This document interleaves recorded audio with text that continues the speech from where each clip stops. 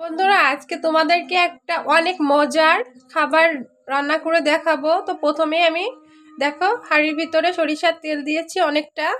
তেল তো আমার গরম হয়েছে, এবার দিয়ে দিব বেশ কিছুটা পেঁয়াজ কুচি, আর এবার দিয়ে দেব লবণ। এই যে দেখো এখানে আমি কিছুটা গোটা মশলা নিয়েছি, দিয়ে দিলাম।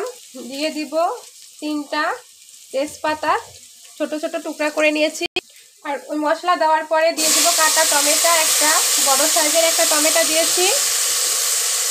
এখানে আমি 3-4টা কাঁচামরিচ ফালি দিয়ে সুন্দর করে কষিয়ে নিব সব কিছু। দেখো এখানে আমি মরিচের গুঁড়া নিয়েছি। আর এই রান্নাটা আমি প্রথম যেদিন করি সেদিনই যাকে খাওয়াইছিলাম সে কিন্তু আমার কাছ থেকে রেসিপি চাইছিল। ভীষণ মজার একটা রান্না, তোমরা কেউ ভিডিওটি স্কিপ করবে না, সম্পূর্ণ ভিডিও দেখবে, তাহলে তোমরাও পারবে আর অনেক ভালো লাগবে। আর এটা অনেক মজা হয় খেতে। আদা আর রসুন বাটা একসঙ্গে।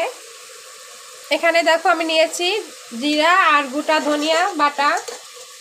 সব কিছু ভালোভাবে কষিয়ে নিব, আর যত ভালো কষানো হবে খেতে কিন্তু ততটাই মজা হবে। তো আসসালামু আলাইকুম বন্ধুরা, কেমন আছো? হলুদের গুঁড়া। এই যে দেখো এখানে আমি কিন্তু বড় সাইজের একটা রুই মাছের পেটি নিয়েছি। তো এই পেটিগুলো এখন মশলার ভিতরে দিয়ে দিব আর দিয়ে সুন্দর করে কষিয়ে নিব। তো বন্ধুরা আমি বলেই ফেলি, এত ভঙ্গিতা করার কি দরকার বলো, তোমরা তো আমার বন্ধু। তো আমি কিন্তু আজকে খিচুড়ি রান্না করব, রুই মাছের পেটি দিয়ে মুগ ডাল দিয়ে খিচুড়ি রান্না করবো। আর এই রান্নাটা আমি প্রথমেই করেছিলাম নিজে, মানে হয় না অনেক সময় এক্সপেরিমেন্ট করা হয় যে দেখি তো এই রান্নাগুলা খেতে কেমন লাগে। তো যে যে খেয়েছে রান্না শেষেই কিন্তু আমার রেসিপি চাইছিল যে ভাবি কেমন করে রান্না করছেন, কি কি দিয়েছেন, অনেক মজা হয়েছে, অন্য কোনো মশলা দিয়েছেন কিনা। আমি না, সাধারণ যে মশলাগুলো দিয়ে আমরা রান্না করি সেটাই দিয়েছি। তো সুন্দর করে কষিয়ে নিব।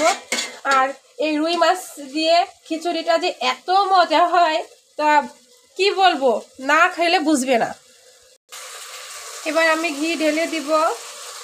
এ দেখো আমি মাছগুলো তুলে নিয়েছি। এবার অন্য যে উপকরণগুলো আছে সবগুলো দিয়ে একবারে কষিয়ে নিব। প্রথমে দিয়ে দিব মুগ ডাল, ভেজে নিচ্ছি, কেটে রাখছি, আলু ধুয়ে রাখছি, দিয়ে দিলাম।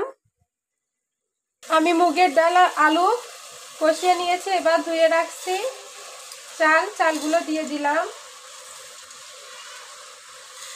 আর আমি কিন্তু এগুলো কাটারি ভোগ চাল দিয়ে রান্না করতেছি। আপনারা যে কোনো চাল দিয়ে রান্না করবেন, সমস্যা নেই। রেগুলার যে খাবার যে চালগুলো আমরা খাই সেটা দিয়ে কিন্তু রান্না করা হচ্ছে, আপনারাও তাই করবেন।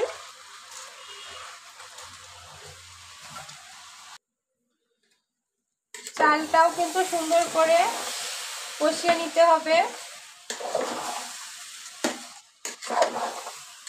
আর রান্না কিন্তু খুব একটা কঠিন না, কি যে কোনো একটা দুইটা রান্না পারলে সে কিন্তু সব রান্নাই পারে, প্রায় সেম মশলাই যায় সব রান্নাতে, দুই একটা মশলার একটু অদল বদল হয়, তাছাড়া রান্না নিজের কাছে যেমন করবে ঠিক তেমনই লাগবে। আর কিছু কিছু মানুষের রান্না এত মজা হয় কিছু না দিলেও, যেমন আমার আম্মু আছে, বড় আপু আছে।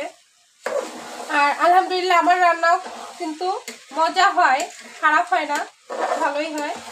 তা বেশি মজা হয় আমার আম্মু, বড় আপু ওদের রান্না। তো বন্ধুরা আমি কিন্তু সবকিছু সুন্দর করে কষিয়ে নিয়েছি, বা পরিমাণ মতো ঝোল দিয়েছি। আর কষানোর সময় বারবার নেড়ে দিবে, তা নাহলে নিচ থেকে লেগে যাবে। আর খিচুড়িটা কিন্তু ঝরঝরা হবে, পানিটা একটু বুঝে দিও, ঠিক আছে? আমি এই যে এই অবস্থাতে যখন ফুটে উঠবে পানিটা হালকা, তখন কিন্তু ধনিয়া পাতা কুচি উপর থেকে ছড়িয়ে দিব। তোমরা চাইলে পরেও দিতে পারো। আর দিব আধফাড়া করে কিছুটা কাঁচামরিচ, কারণ আমার বাবুরাও খাবে, ওরা ছোট, ওই জন্য ঝালের পরিমাণটা আমি কম দিয়েছি, তোমরা তোমাদের পছন্দ মতন দিবে। এই যে দেখো আমি আস্ত কতগুলো রসুন দিয়েছি, এটা খেতে ভালো লাগবে। মাছটা আরো কিছুক্ষণ পরে দিতে হবে, পানিটা আর একটু শুকিয়ে গেলে তারপর মাছ দিতে হবে, না মাছ কিন্তু ভেঙে যাবে। আর মাছ দিয়ে আর নাড়াচাড়া করা যাবে না। এই যে দেখো ঝোল অনেক কমে গিয়েছে, এবার কিন্তু আমি উপর থেকে মাছগুলো দিয়ে দিব। তারপরে ঢাকনা দিয়ে ঢেকে রান্না করলে কিন্তু রেডি হয়ে যাবে, আর নাড়াচাড়া করার দরকার নাই।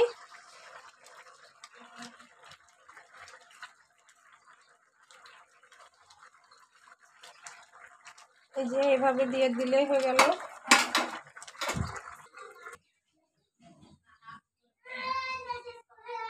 তো এই যে দেখো আমার খিচুড়ি কিন্তু রেডি রুই মাছের। তো ভিডিওটি ভালো লাগলে বন্ধুরা অবশ্যই লাইক কমেন্ট শেয়ার করে দিবে।